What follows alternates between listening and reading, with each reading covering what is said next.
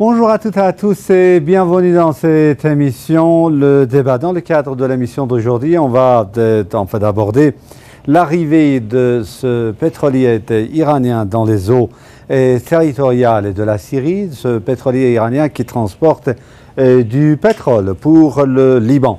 L'annonce avait été déjà faite par le secrétaire général du Hezbollah libanais, Saïd Hassan Nasrallah, qui avait fait part en fait du départ de ce pétrolier iranien pour transporter du pétrole pour le Liban. Le Liban en fait qui se trouve actuellement dans un besoin urgent, si vous voulez, en la matière. Saïd Hassan Nasrallah, secrétaire général du Hezbollah libanais, avait dit, en fait, en annonçant cette nouvelle, que ce pétrolier iranien serait considéré comme faisant partie de la souveraineté du Liban,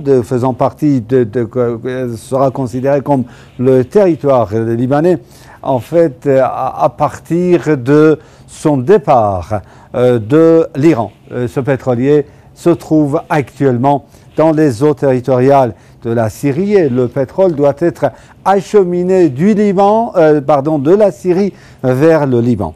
Et quelle en est en fait l'importance de cet événement? Quelles en est les conséquences? On va en fait aborder cela avec deux invités de l'émission d'aujourd'hui.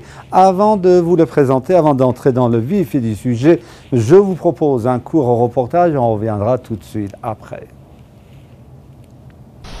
Disons les choses comme elles sont, les deux pétroliers iraniens ayant traversé sans accroc le canal de Suez, sans que les pressions US-Israël puissent faire fléchir l'Égypte de Sisi et le pousser à leur barrer la route, ont mis sens dessus, dessous la Méditerranée. Ne pas les attaquer signifie que l'axe US-Israël s'est de lui-même rendu à Canossa, quitte à ne pas faire respecter ses sanctions pour cause de crainte d'avoir affaire face au Hezbollah qui a lancé l'un des plus grands défis de toute l'histoire de l'Empire à son adresse, à savoir la territorialisation d'un pétrolier qui apporte au Liban un pétrole supraconfessionnel. Ce qui fait que si ces pétroliers sont pris pour cible, cette mer méditerranéenne souvent agitée connaîtra sa première guerre. Car, soit dit en passant, personne n'a cru ces derniers mois aux querelles de clochers à caractère gazier Turquie, Grèce, Chypre, ni non plus au sérieux de ces griffes et dents que Sa Majesté et son porte-avions Queen Elizabeth ont montré à la Russie, bien installée à Tartous et prête à en découdre avec n'importe quoi oserait mettre en cause ses intérêts. Ce mercredi 1er septembre, alors que le QG Hezbollah Iran planifiait l'accueil des 3 premiers pétroliers iraniens de l'histoire à atteindre Beyrouth et à relier le golfe Persique à la Méditerranée et à ouvrir, comme dans le cas de Venezuela, non seulement un corridor maritime anti-sanctions US à caractère commercial, mais aussi un corridor potentiellement militaire, un incident, un de plus, s'est produit à Haïfa. La presse israélienne évoque un problème technique dans l'une des raffineries de Haïfa, propre à faire augmenter le niveau de la pollution, un problème lié au réservoir surmonté d'une liquide bizarre et des pompes trouées. Pour l'heure, la marine israélienne s'est retranchée sous les jupes de la 5e flotte US et simule son premier exercice naval conjoint en mer Rouge. Une attaque contre les pétroliers iraniens entraînerait le Hezbollah et l'Iran dans la guerre actuelle des navires qui fait rage dans les mers et les océans de la région. C'est une bataille que l'alliance américano-israélienne a définitivement perdue, surtout depuis l'attaque contre un navire israélien dans la mer d'Oman il y a un mois. La Grande-Bretagne a envoyé 60 de ses forces spéciales dans le gouvernorat d'Al-Mara pour poursuivre les auteurs de cette attaque en accusant directement les Yéménites. Le Premier ministre libanais désigné a été éloquent dans sa réponse aux critiques des expéditions de pétrole iranien lorsqu'il a déclaré « Donnez-nous une bougie, nous ne refuserons pas ces expéditions sans alternative. L'Iran veut aider le Liban, alors pourquoi vos alliés en Amérique et dans le Golfe Persique n'ont-ils pas fait de même au cours de 6 derniers mois de la crise écrasante ?» Une chose est sûre, le Hezbollah sera le grand gagnant de l'initiative iranienne et Israël, le grand perdant, qu'il ose attaquer ou pas.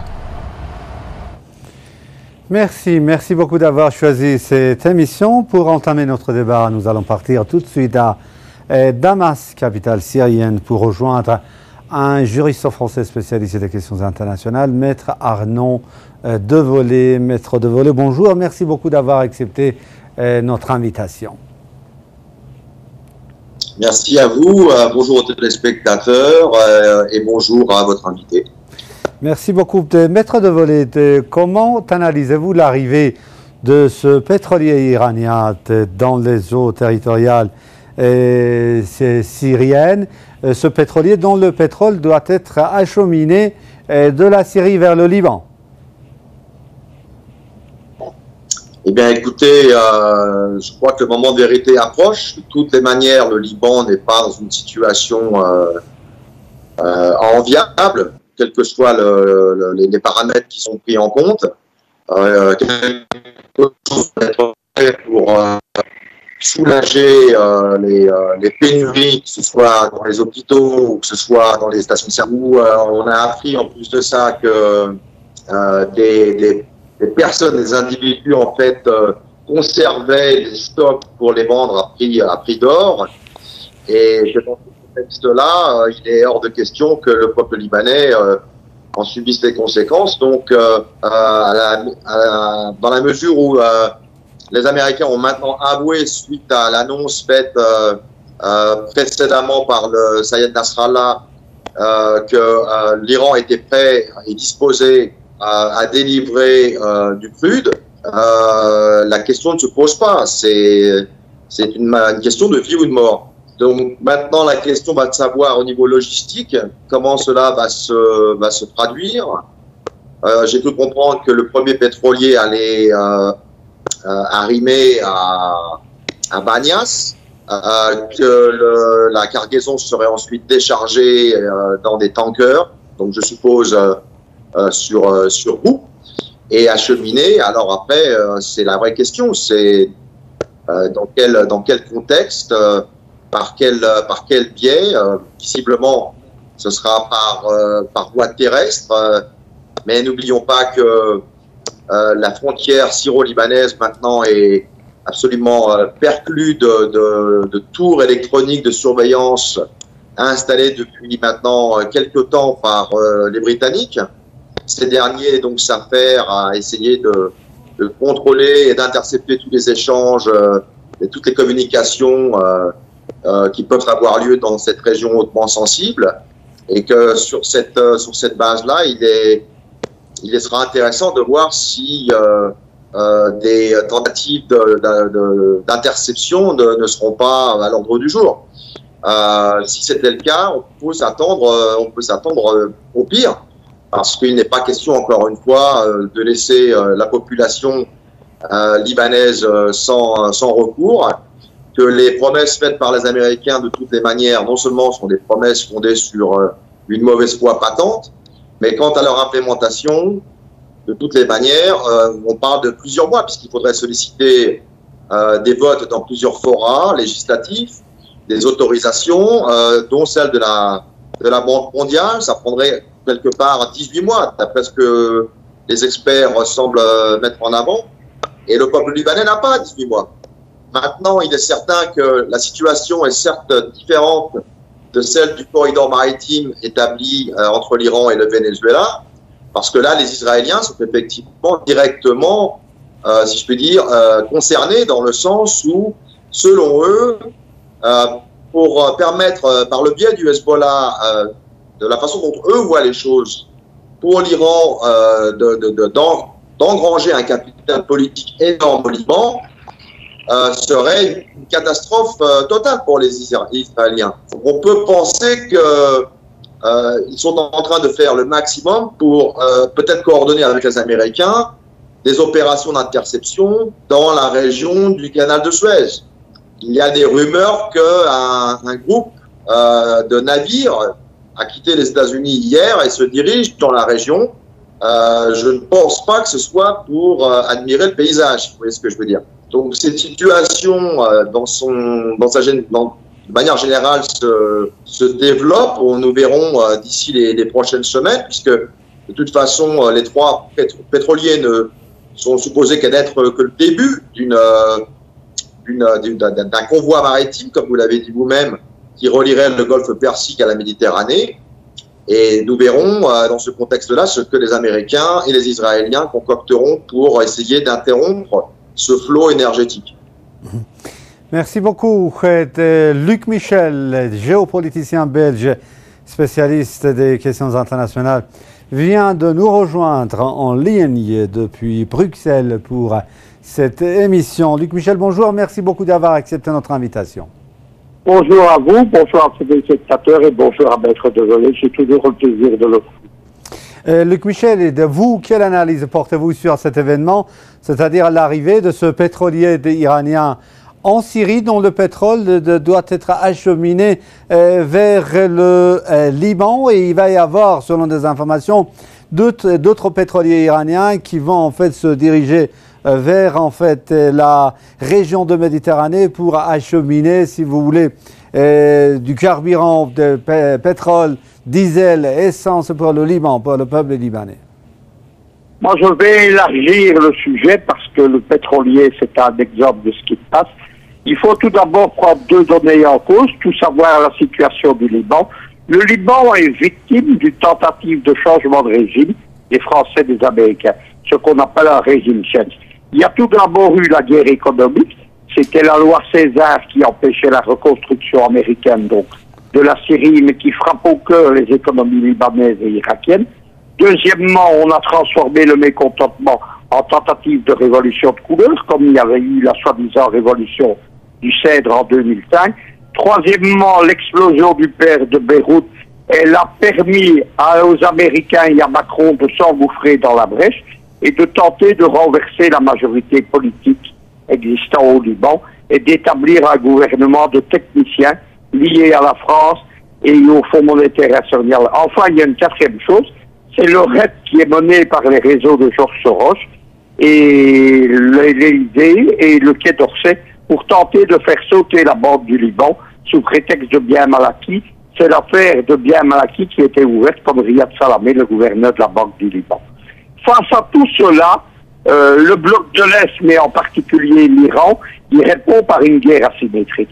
Vous savez qu'on parle partout de la guerre hybride actuellement, parce qu'elle a été définie comme la principale menace par l'OTAN occidentale. Qu'est-ce que c'est la guerre hybride?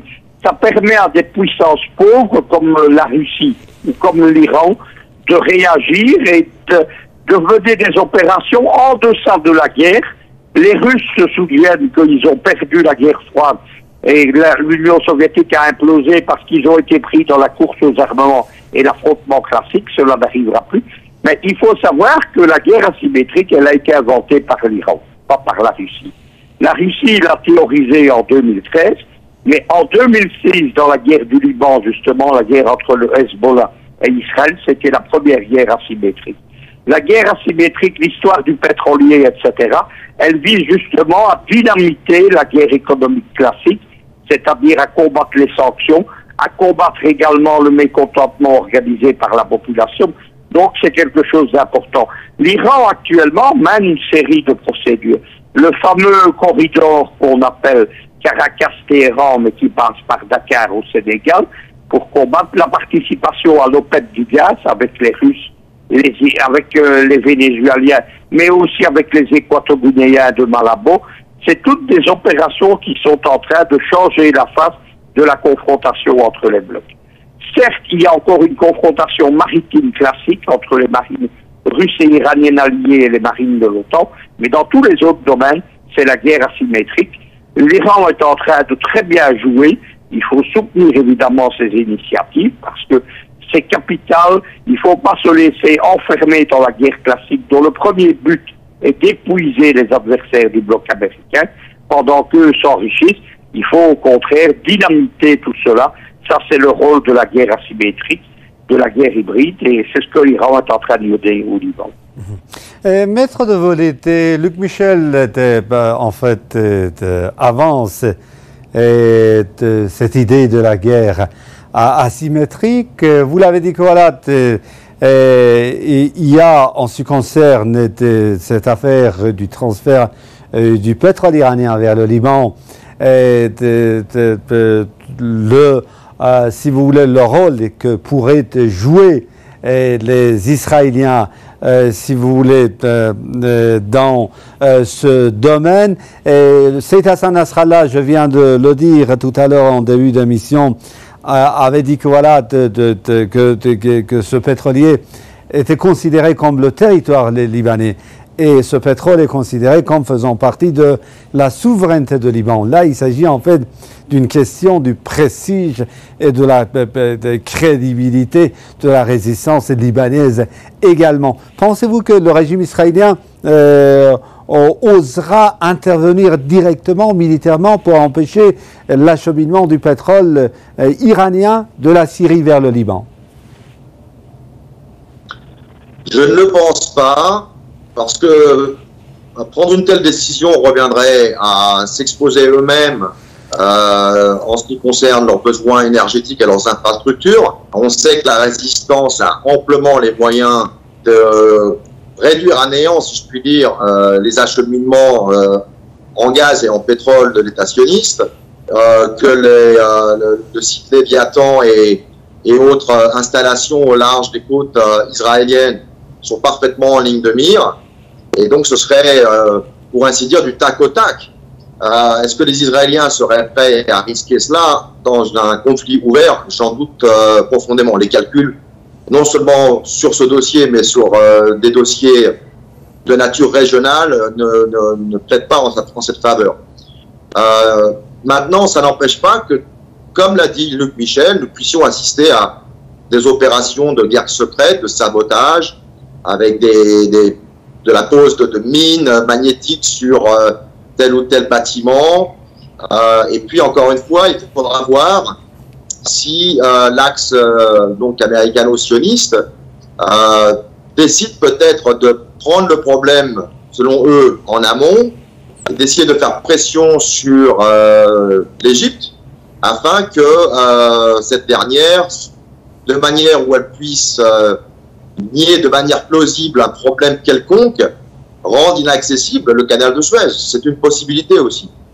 Mais encore une fois, les évolutions en ce qui concerne les alliances et les discussions qui ont pu avoir lieu récemment, par exemple à Bagdad, laissent entendre que l'Égypte ne sera peut-être pas forcément réceptive à ce genre de pression, parce que sur le long terme, ce n'est pas dans son intérêt.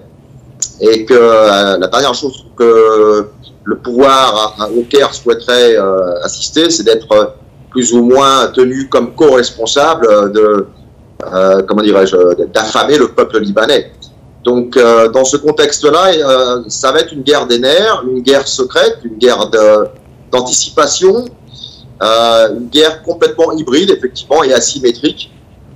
Mais qui de toute façon doit être menée puisqu'il s'agit vraiment de questions hautement humanitaires. On sait que de toute façon le régime de César est illégal, primo facie, on its face, comme on dit. Il n'a aucune légitimité au sein de la communauté internationale, celle-ci bien comprise.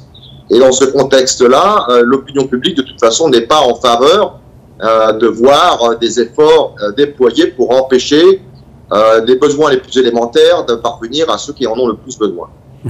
Luc Michel, êtes-vous d'accord, si j'ai bien suivi en fait Maître de Voli, il dit voilà que la résistance libanaise a les moyens de sa politique, et plus précisément, et d'après vous, est-ce que l'axe de la résistance, l'Iran, la Syrie et le Liban, en l'occurrence, a-t-il les moyens de sa politique, et en l'occurrence toujours en fait cette question du transfert du pétrole iranien vers le Liban? Oui, bien entendu, l'axe de la résistance a les moyens, mais il y a surtout des conditions qui sont propres à Israël. Israël vient de changer de majorité, et donc une des raisons de la majorité, c'était les risques de guerre avec le Likoud et Netanyahou. Et donc, ils ne peuvent pas se précipiter dans une guerre. Les gens du Likoud sont en embuscade.